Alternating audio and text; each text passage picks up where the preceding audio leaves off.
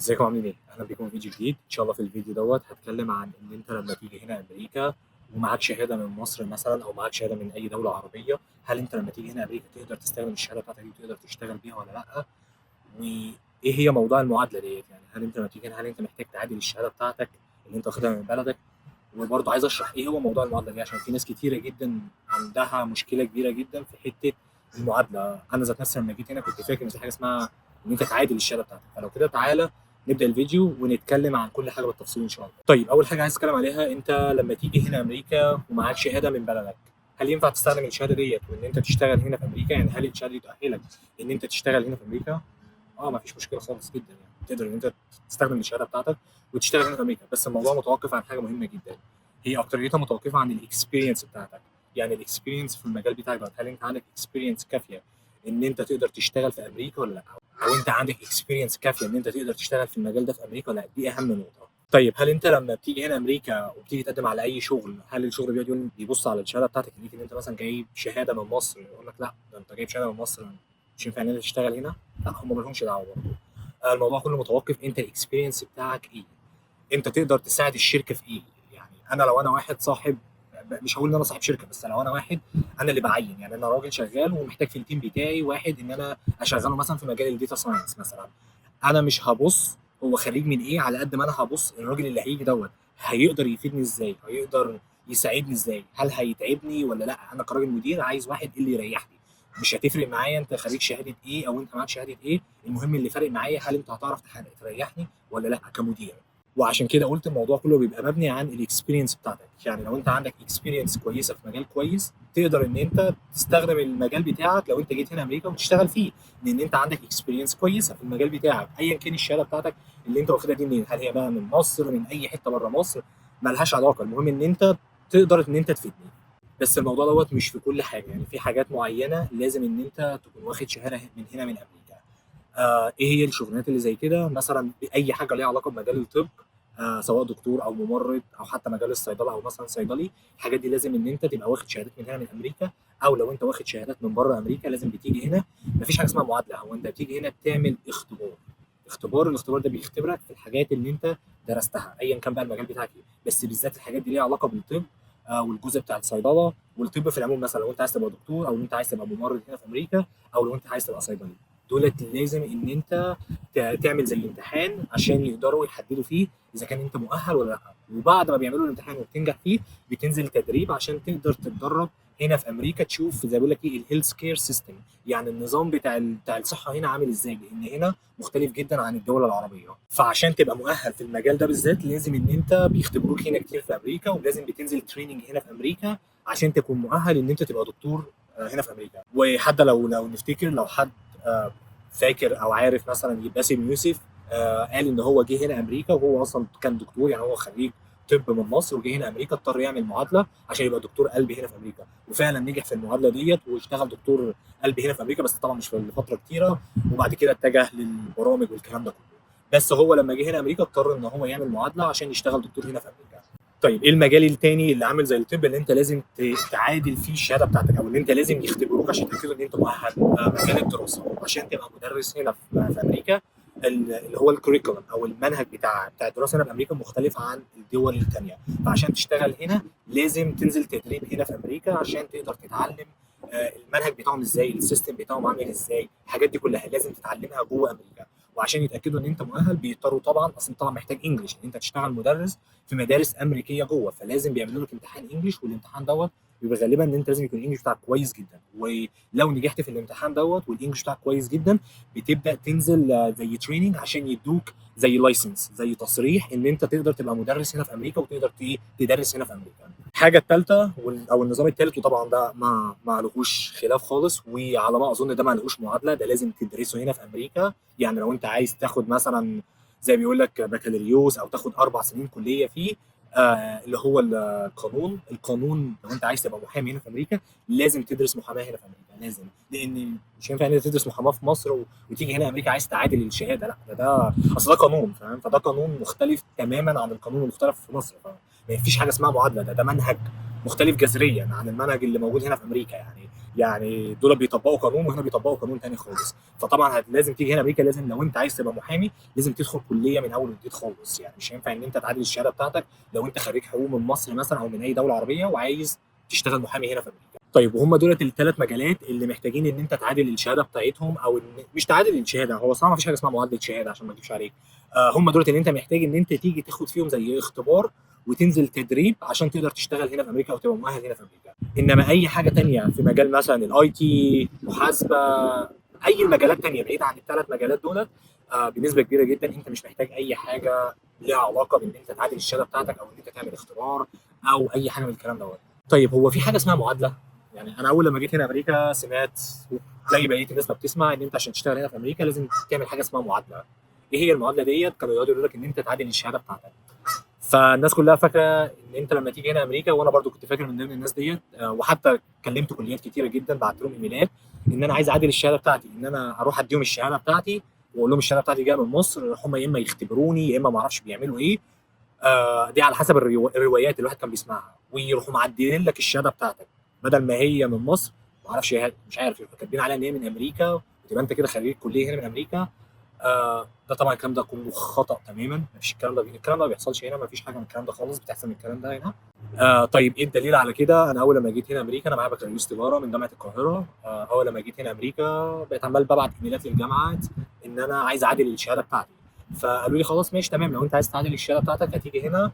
اول حاجه لازم تعملها ان انت تبعت لنا الترانسكريبت بتاعتك. الترانسكريبت بتاعتك دي بتبقى عباره عن ورقه بتاخدها من الكليه بتاعتك اللي انت خريج منها، بيبقى فيها كل المواد بالتقديرات اللي انت اخدتها والتقديرات بتاعتك اللي موجوده لكل ماده، بتروح تبعتها للكليه هنا في امريكا. الكليه هنا في امريكا بيبصوا على المواد ديت ويشوفوا ايه المواد الناقصه ان انت تقدر تاخدها، ويعني المواد ان هم يقدروا يحسبوها ان انت مواد خدتها هنا في امريكا، يسيبوها ما يحطوها على جنب، انت كده خلاص مواد عديت منها، والمواد الناقصه يبدا يقول لك تعالى خدها. وبعد لما تاخد المواد الناقصه ديت يروح مديك شهاده هنا في امريكا ان انت خلصت مثلا بكالوريوس في اسمه ايه دوت، او ان انت معاك بكالوريوس في مجال التجاره او في مجال المحاسبه مثلا. طيب لما انا جيت هنا وبدات ان انا ابعت للجامعات هنا الترانسكريبت بتاعتي اللي هي الورقه اللي فيها المواد اللي انا خدتها في الكليه في مصر بالتقديرات بتاعتها، قالوا لي كان الايميل بالظبط، كان بالظبط الرد بتاعهم: انت خدت كل المواد، مش هينفع ان انت تيجي تدرس هنا محاسبه. طب ايه الحل؟ لا مفيش حاجه اسمها ايه الحل. انت عشان تدرس هنا قدامك حل من الاثنين: يا اما تدخل مجال تاني جديد نهائي، يا اما اسمه ايه دوت تعمل ماستر. مش هينفع ان انت تعمل بكالوريوس لان انت المواد اللي احنا بندرسها انت اوريدي خدتها كلها، فمش هينفع ان انت تدرسها مرتين. فلدرجه ان انا حتى بعت لهم ايميل تاني قلت لهم لا والله ده انا الماده دي والماده دي حوالي 3 مواد كده، قلت لهم انا ال3 مواد دول ما خدتهمش. فقالوا لي ال3 مواد دولت حتى لو انت ما خدتهمش وعايز تاخدهم هنا مش هينفع ان احنا نديك بيهم شهاده، لان عشان نديك شهاده اقل حاجه لازم تدرس في الكليه اقل حاجه سنتين عشان نقدر ان احنا نديك شهاده. لكن 3 مواد دول هياخدوا منك قد ايه؟ يعني نص ترم مثلا، سنه كامله مثلا، مش هينفع ان احنا نديك بيهم شهاده. لازم يكون في عدد مواد معينه لازم تاخدها في الكليه عشان يدوك الشهاده بتاعتهم، او يدوك الشهاده اللي هي خارجه هنا من امريكا. الشهاده ديت لازم اقل حاجه تاخد باين حوالي 20 كريدت اورز او 30 كريدت اورز، هم بيحسبوها بالكريدت اورز، يعني بما يعادل بالمصري يعني في حدود 10 مواد او 20 او 15 او 20 ماده حاجه زي كده، عشان يقدروا ان هم يعادلوا لك الشهاده بتاعتك. طيب هو ايه اصلا موضوع معادله الشهاده دي؟ اللي بيعملوا موضوع معادله الشهاده دي مش الناس اللي اتخرجت، لا، لو واحد لسه في كليه في مصر ودرس سنتين في مصر مثلا في كليه محاسبه وقرر ان هو ينقل هنا جامعه هنا في امريكا، فلما بيجي ينقل الجامعه هنا في امريكا بيدي الجامعه الترانسكريبت بتاعته يوريهم هو درس ايه لمده سنتين، ولما بيجي هنا امريكا بيدرس السنتين الباقيين. يبقى معنى كده اخد جزء من مصر واخد جزء من هنا وبيدوا له الشهاده بتاعته. دي مش معادله، دي اسمها زي تكمله شهاده يعني، او تكمله مواد، وبيدوك الشهاده بتاعتك هنا في امريكا. لكن لو انت اوريدي اتخرجت من مصر ببكالوريوس وعايز تيجي هنا امريكا، مفيش جامعه هتاخد الشهاده بتاعتك وتروح تختم لك عليها ان هي جامعه امريكيه ويدوك الشهاده بتاعتك. ممكن يعملوا لك حاجه، وفي مكاتب بيعملوا الكلام دوت، حاجه اسمها ايفالويشن. ايفالويشن دي يعني تقديرات. يعني احنا مثلا المواد بتاعتنا في مصر محسوبه بتقديرات، مثلا انا مثلا خريج من جامعه القاهره التقدير بتاعي بيبقى فيه جيد وجيد جدا وامتياز كده ومقبول. هنا في امريكا بتتحسب بحاجه اسمها الجي بي اي 3.0 4.0 3.5. فهم كل ما بيعملوا حاجه اسمها ايفالويشن، اللي هو تديهم الشهاده بتاعتك ويعدلوا لك الشهاده بتاعتك. لو هي مكتوب فيها جيد مثلا، جيد دي مثلا بمعدل هنا مثلا في امريكا مثلا يعني 3.0، هم يحولوها لك ان هي 3.0. هو دوت الايفالويشن. بس مش معنى كده ان هم بيدوك ختمه على الشهاده بتاعتك ان الشهاده بتاعتك ديت خريجه من امريكا او خريجه من جامعه امريكا. لا، مفيش الكلام ده بيحصل هنا. فبالمعنى كده او من الاخر ان انت لو جيت هنا امريكا مفيش حاجه اسمها معادله او ان انا اجي هنا واعادل الشهاده بتاعتي. لا، الكلام ده مش موجود خالص. يعني انت لما بتيجي هنا بيبقى قدامك حاجه من الاثنين، يا اما لو انت عايز تدخل مجال التدريس، يعني لو انت يا اما انت عايز تعمل ماستر تبدا تاهل نفسك ان انت تقدم على ماستر، او يا اما لو انت عايز تاخد بكالوريوس هتضطر ان انت تاخد بكالوريوس بس في مجال مختلف خالص عن المجال اللي انت خدت فيه البكالوريوس بتاعك. يعني زي مثلا انت خدت بكالوريوس مثلا في مجال المحاسبه وجيت هنا امريكا عايز تاخد بكالوريوس، ممكن تاخد بكالوريوس مثلا في مجال الكمبيوتر ساينس، مجالين مختلفين تماما. لكن مش هينفع ان انت تيجي واخد مجال واخد بكالوريوس في مجال المحاسبه من مصر وعايز تيجي هنا مثلا امريكا تاخد نفسه هو البكالوريوس في مجال المحاسبه. دي هتبقى صعبه جدا. او لو انت عايز تعمل كده هتضطر ان انت تقول لهم مش هتقول لهم ان انت واخد بكالوريوس في مجال المحاسبه، هتقول لهم ان انت كانك مش واخد اي بكالوريوس ولا اي حاجه وعايز تاخد بكالوريوس في مجال المحاسبه، مش هتقدم اي اوراق ولا هتقدم اي حاجه. فاهم؟ طيب نظام التعليم هنا في امريكا ماشي ازاي؟ انا ان شاء الله هبقى اعمل فيديو بيتكلم عن نظام التعليم هنا في امريكا عامل ازاي، بحيث ان الدنيا كلها ما تدخلش في بعض. بس في العموم هنا في امريكا ما فيش حاجه اسمها، يعني ما فيش مستحيل زي ما بيقولوا. فاهم؟ لو انت جيت هنا امريكا وعندك 50 سنه 80 سنه 70 سنه، طول ما انت بتتنفس حرفيا يعني وعندك المقدره ان انت عايز تدرس وعايز تاخد شهاده، يعني روح خد شهاده وروح ادرس، محدش هيقول لك اي حاجه. عايز تبقى دكتور روح ادرس وخد شهاده طب ان انت تبقى دكتور. عايز تدخل مجال الكمبيوتر ساينس روح قدم على بكالوريوس وخد شهاده كمبيوتر ساينس. مفيش حاجه لها علاقه بالسن هنا، ولا انت لازم تكون مقفل التفاضل والتكامل ولازم تبقى فاهم كل حاجه في الاحياء والفيزياء والكيمياء وجايب في الثانويه العامه 99.9. لا لا، الكلام ده مش موجود هنا في امريكا نهائي يعني. وان شاء الله هبقى اعمل فيديو مفصل خالص بيتكلم عن نظام التعليم هنا في امريكا يعني. بس انا حبيت ادي ايه نقطه او نبذه سريعه جدا كده عن ان هنا اي حد بيجي يدرس باي سن مفيش اي مشكله. ولو انت مش جامد في تفاضل التكامل ولا اي حاجه من الكلام دوت وعايز تاخد بكالوريوس مثلا في الكمبيوتر ساينس تقدر انت تعمل كده، مفيش مشكله. طيب لما انا جيت هنا امريكا كنت انا عايز اشتغل في مجال بتاعي مثلا في مجال المحاسبه، وجيت اقدم على الكليه زي ما انا ما قلت وقدمت كل الاوراق بتاعتي. قال لي لا انت اوريدي عندك واخد كل المواد الموجوده ومش هينفع ان انت تاخد بكالوريوس. فلو انت عايز تاخد بكالوريوس لازم تاخد بكالوريوس في حاجه مختلفه، في حاجه ثانيه خالص، مثلا كمبيوتر ساينس اي حاجه ثانيه، بس مش هينفع في مجال المحاسبه. فقالوا لي لو عايز هتضطر ان انت تعمل ماستر ديجري، يعني تعمل ماجستير. احنا اوريدي بصينا على المواد بتاعتك وانت مؤهل ان انت تعمل ماجستير. طيب هنا في امريكا، هل لما انا جيت هنا امريكا ليه انا بشتغل؟ انا بقول ان انت تقدر تشتغل بالشهاده بتاعتك، ليه انا ما اشتغلتش بالشهاده بتاعتي مثلا اول لما جيت هنا امريكا واضطريت ان انا اعمل ماجستير؟ انا اضطريت ان انا اعمل ماجستير وما عرفتش اشتغل بالشهاده بتاعتي لان انا ما كانش عندي اكسبيرينس. انا اتخرجت في شهر 5 2017 باين، والله مش فاكر بالظبط سنه كام، بس باين 2017 او 2016 على ما اظن، يعني مش متاكد جدا يعني. اتخرجت في شهر 5 سافرت في شهر 11 او في شهر 12. فحرفيا ما كانش عندي اي اكسبيرينس نهائي، كنت زيرو اكسبيرينس. عمري ما اشتغلت في مجال المحاسبه ولا اعرف اي حاجه. وطبعا زي ما ناس كتيره جدا فاهمه او عارفه مجال المحاسبه هنا في امريكا او في الدول المتقدمه او حتى في مصر بداوا يعملوا الكلام دوت. اغلبيته انت شغال محاسب على الكمبيوتر وعلى الاكسل وعلى حاجات كتيره ليها علاقه بالكمبيوتر. طبعا اللي احنا بندرسه في مصر انت بتدرس بالورقه والقلم، اللي هو اعمل دفتر يوميه بالورقه والقلم واعمل ميزانيه بالورقه والقلم. فحرفيا انا ما كنتش مؤهل نهائي. فصعب ان انت تيجي هنا وتشتغل في شركات هنا في امريكا في المجال بتاعك حتى لو معاك بكالوريوس وانت معكش اكسبيرينس. حتى لو انت خريج جامعه هنا من امريكا ومعكش اكسبيرينس الموضوع بيبقى صعب. وده من ضمن الاسباب ان الناس بتعرف هنا تشتغل هنا في امريكا بعد ما بيتخرجوا على طول، ان هم بينزلوا يعملوا انترنشيب. انترنشيب ده اللي هو زي تريننج، بينزلوا يعملوا 6 شهور تريننج في شركه معينه، والتريننج ده بيأهلهم ان هم يشتغلوا، ان هم يلاقوا شغل. يعني معنى كده عندهم اكسبيرينس في شركات وان هم يشتغلوا في شركات، ودي بتأهلهم ان هم يلاقوا شغل. انا للاسف او الناس في مصر مفيش حاجه اسمها تريننج ولا في انترنشيب ولا اي حاجه. انت بتخش تاخد البكالوريوس تخلصه والموضوع خلاص خلص على كده يعني. فمفيش الاوبشن ان انت يبقى عندك اكسبيرينس. فللاسف لما جيت هنا امريكا ما كانش عندي اكسبيرينس خالص يعني في المجال بتاعي نهائي. معايا الشهاده بس ما عنديش اكسبيرينس، فكان صعب جدا ان الاقي اي شركه تعينني. ده الموضوع كان صعب جدا يعني. وعشان كده اضطريت او قررت ان انا اعمل ماستر عشان اعرف اشتغل، لكن غير كده ما كنتش هعرف اشتغل خالص. كان الموضوع الصراحه هيبقى صعب ان انا مش عندي الاكسبيرينس، وصعب ان انا حتى اكذب في السي في بتاعي. يعني ممكن اكذب واقول ان انا عندي اكسبيرينس، بس وقت ما اجي اعمل الانترفيو هيبان ان انا زيرو اكسبيرينس، ان انا ما عنديش اكسبيرينس، لان بيبان يعني في الانترفيو بيبان يعني. فانا طبعا ما كانش عندي اكسبيرينس خالص، فلما جيت هنا ما عرفتش ان انا اشتغل خالص يعني في المجال بتاعي غير لما عملت ماستر. طيب هي واحد يقول لي طب انت ازاي بتقول ان الشهاده بتاعتك هنا مؤهله او ينفع ان انت تشتغل بيها؟ هنا الشركات زي ما انا ما قلت بيعتمدوا اعتماد اكبر على انت ازاي هتقدر تساعد الشركه. دي اهم نقطه موجوده هنا. هو انت ازاي هتقدر تساعد الشركه؟ انا راجل مثلا الهايرنج مانجر، يعني انا الراجل اللي بدور على واحد يشتغل في التيم بتاعي، اللي انا هدور معاه عليه. انا مش فارق معايا هو خريج من امريكا، خريج من مصر، خريج من اي حته.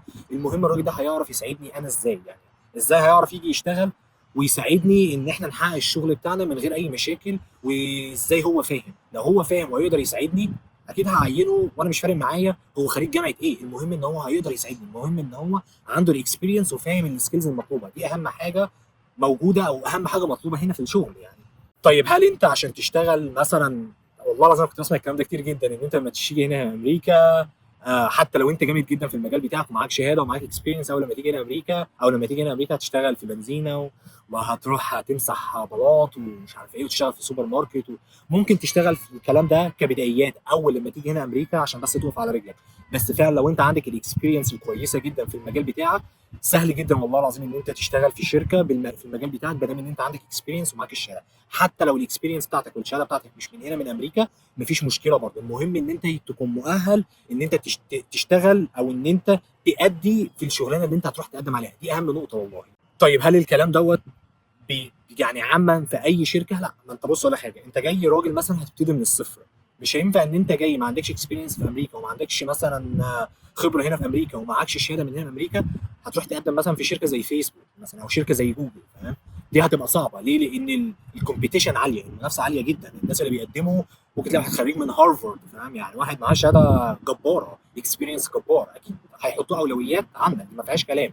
طب انت تعمل ايه؟ لازم تدور على شركات تكون صغيره نسبيا، تحطك على اول الطريق، تديك الاكسبيرينس، توقفك على رجلك. هل الشركات دي هتديك مرتبات تعبانه؟ لا خالص. كل حاجه على حسب السالري بتاعها، كل حاجه على حسب المجال بتاعها، ملهاش علاقه نهائي يعني. مش معنى ان انت خريج كلها من مصر وعندك اكسبيرينس في مصر تيجي هنا امريكا هيعاملوك معامله البواب. لا والله الكلام ده ما بيحصلش خالص. انا عندي في الشركه بتاعتي ناس هنود شغالين، كان الاكسبيرينس بتاعتهم من الهند، واخدين جامعات، يعني الشهادات بتاعتهم من جامعات من الهند.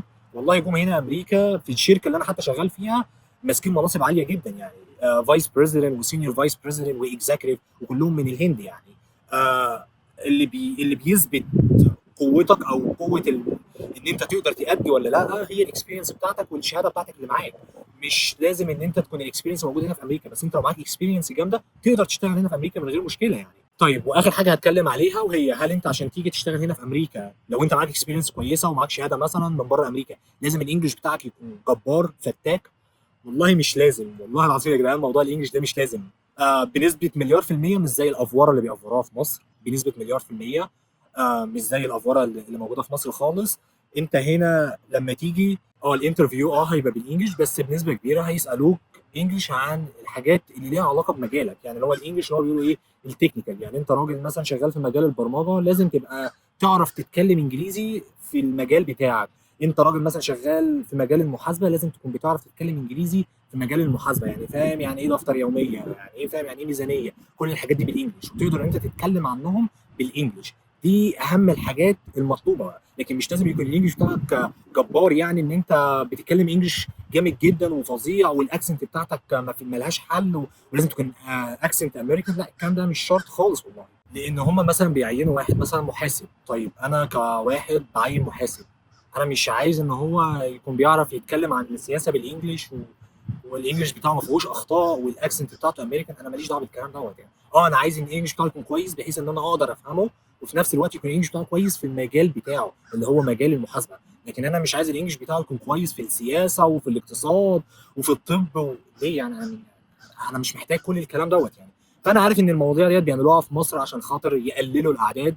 بدل ما يبقى الابلكيشن 1000 واحد مثلا مقدمين، من ال 1000 دولت يخلوهم هم 2 3، وفيها طبعا وسايط وحاجات كتيره كده عشان الواحد مش عايز يتدخل فيها يعني.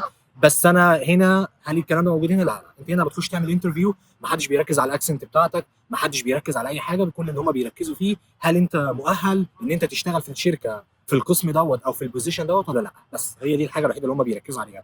انت بقى الاكسنت بتاعتك مش حلوه، الاكسنت بتاعتك مش امريكان، سؤال واحد بس، هل هم يقدروا يفهموك ولا لا؟ بيقدروا يسمعوك ويقدروا يفهموك ويقدروا يتكلموا معاك وانت تتكلم معاهم ولا لا؟ دي اهم نقطه. الاكسنت بتاعتك مش لازم تكون احسن حاجه في الوجود، بس بتعرف تتكلم وبتقدر ان انت تتكلم بالذات في المجال بتاعك. مثلا لو هو المجال بتاعك مثلا مجال المحاسبه، انا والله ليه بقول الكلام دوت، لان انا ليا واحد صاحبي والله فعلا في مصر كان رايح يقدم على بنك، وبيعملوا له انترفيو بالانجلش وما فيش مشكله عادي، يعمل له انترفيو عادي بالانجلش ما فيش مشكله. وراح اللي بيعمل له انترفيو بيساله بيقول له ممكن تحكي لنا يعني احكي لي عن فيلم باتمان بس بالانجلش، يعني قول لي القصه بتاعته بس بالانجلش. انا والله العظيم استغربت، يعني فيلم باتمان انا ما بحبش اعمل فيلم باتمان مثلا، انا مش هعرف ان انا اقول لك فيلم باتمان اشرحه لك بالانجلش ايه يعني. هو انا هخش اشتغل في البنك هدرس يعني هشتغل في فيلم باتمان؟ انا الراجل ده هشتغل محاسب يعني. مش عارف الصراحه ايه السخافه اللي موجوده دي، فاهم يعني؟ موضوع ملوش اي وصف والله العظيم، ملوش اي وصف حرفيا يعني. هل الكلام ده موجود هنا في امريكا؟ يعني هل انت تخش هنا تعمل انترفيو تلاقي واحد قاعد مركز في الاكسنت بتاعتك والتي اتش لازم والكلام ده؟ لا لا.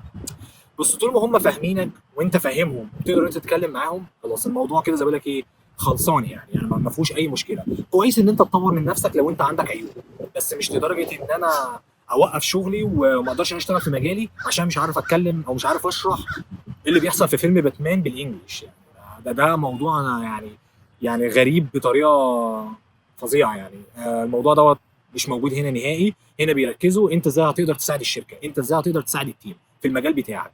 طول ما انت بتعرف تتكلم انجلش وطول ما انت بتقدر تفهم وهم بيقدروا يفهموك، الموضوع كده يبقى انت كده تمام في الانجلش. بعد كده الموضوع هيبقى متوقف على الاكسبيرينس بتاعتك والجزء التكنيكال بتاعك او المهارات بتاعتك، هل المهارات بتاعتك كويسه ولا لا، بس مفيش حاجه اكتر من كده يعني. فانا ليه بتكلم في الموضوع دوت؟ انا بتكلم في الموضوع دوت عشان في ناس كتيره جدا بتبقى عايزه تيجي هنا امريكا ويقعدوا يحبطوهم، وكان بيتقال لي الكلام دوت، انت اول لما تسافر امريكا مش هتلاقي شغلانه بشهادتك ولازم تعمل حاجه اسمها معادله شهاده، والكلام ده كله بلح يعني، مفيش حاجه اسمها معادله شهاده ولا حاجه.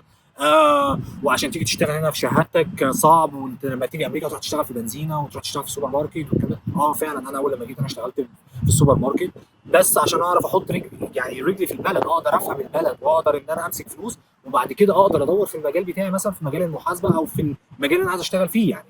لكن صعب ان انا اول لما ادخل امريكا اقول انا مش هشتغل ولا همسك فلوس خالص غير لما اشتغل في مجال المحاسبه، يبقى انا كده بضيق الدنيا عليا، فاهم؟ هل انت مثلا لو جيت هنا امريكا وليك طموح ان انت تشتغل بالشهاده بتاعتك وتشتغل مثلا محاسب او تشتغل في الاي تي، تقدر؟ طبعا تقدر، بس حاول على قد ما تقدر زي ما انا ما قلت ان انت يعني تاخد شركات تكون نسبيا ما تبقاش عاليه قوي لحد لما تاخد الاكسبيرينس هنا في امريكا. يعني مش لازم انت تروح تشتغل في فيسبوك، مش لازم انت تروح تشتغل في جوجل، يعني مش لازم تروح تشتغل في اكبر شركات في العالم. في شركات كتيره جدا هنا في امريكا كويسه وبتدي مرتبات كويسه جدا. حلو ان انت تشتغل في امريكا في شركه كويسه وتاخد اكسبيرينس في المجال بتاعك، وبعد كده عايز تشتغل بقى في فيسبوك وجوجل والكلام ده تقدر، بس خد الاكسبيرينس بس، فاهم؟ بس النهايه ايه؟ ان انت لو جيت هنا امريكا وعندك الطموح ان انت تشتغل وتعمل نفسك مستقبل وتشتغل في بشهادتك وكل الكلام دوت، هل تقدر؟ والله العظيم تقدر. هل في صعوبات هتقابلها؟ اي حاجه فيها صعوبات يعني، ما فيش حاجه سهله في العالم، بس هي مش مستحيله. تقدر ان انت تعملها بس هي مش مستحيله، ودي اهم نقطه، ان كل حاجه هنا في امريكا ممكنه. اي حاجه تقدر ان انت تعملها، بس الموضوع متوقف على عزيمتك واصرارك. هل عندك القدره ان انت تجتهد عشان توصل للحاجه دي ولا لا؟ وهي دي كده تبقى نهايه الفيديو. انا بس حبيت اعمل الفيديو دوت عشان خاطر اعرف الناس ان انت لو جيت هنا امريكا بطموح تقدر انت تعمل اللي انت عايز تعمله، ومفيش حاجه اسمها معادله، بالذات لو انت جاي عايز تشتغل مثلا في مجال الاي تي، في مجال المحاسبه، مفيش حاجه اسمها معادله. ومفيش اصلا حاجه اسمها معادله، هو كل اللي موجود حاجه اسمها زي اختبار او زي تيست بيعملوها عشان يتاكدوا ان انت مؤهل للسيستم اللي موجود هنا في امريكا. والحاجات اللي زي كده زي مثلا الطب، ان هم لازم يتاكدوا ان انت مؤهل تبقى دكتور هنا في امريكا، التمريض، التدريس، وطبعا المحاماه دي جزء مختلف خالص، انت لازم تبدا من الصفر لان القانون هنا في امريكا مختلف تماما عن القانون اللي موجود في مصر. انما اي حاجه تانية ممكن ان انا ابقى ناسي حاجه، بس اغلبيه الحاجات زي الفاينانس والمحاسبه والاي تي كلها في العموم لا، مش محتاجه اي من حاجه من الكلام دوت، والماركتنج كل الكلام ده، ولا محتاج حاجه اسمها ان انت تعادل معادله ولا تعادل قصدي شهاده ولا تعمل معادله ولا تعمل حتى اختبارات ولا اي حاجه من الكلام ده. لو انت عندك الاكسبيرينس الموضوع هيبقى خلصان. لو انت ما عندكش الاكسبيرينس دي هتبقى مشكله شويه، هتضطر ان انت تبقى عايز تعمل ماجستير او تحاول ان انت تلاقي اكسبيرينس باي طريقه كان يعني. غير كده اي حاجه هنا في امريكا ممكنه يعني. ودي كده تبقى نهايه الفيديو. فيا ريت لو انت شايف ان انت بتتعلم في الشانل ديت، يا ريت تعمل سبسكرايب للشانل، ويا ريت تعمل لايك في الفيديو لو هو عجبك، وان شاء الله اشوفكم في فيديو جديد.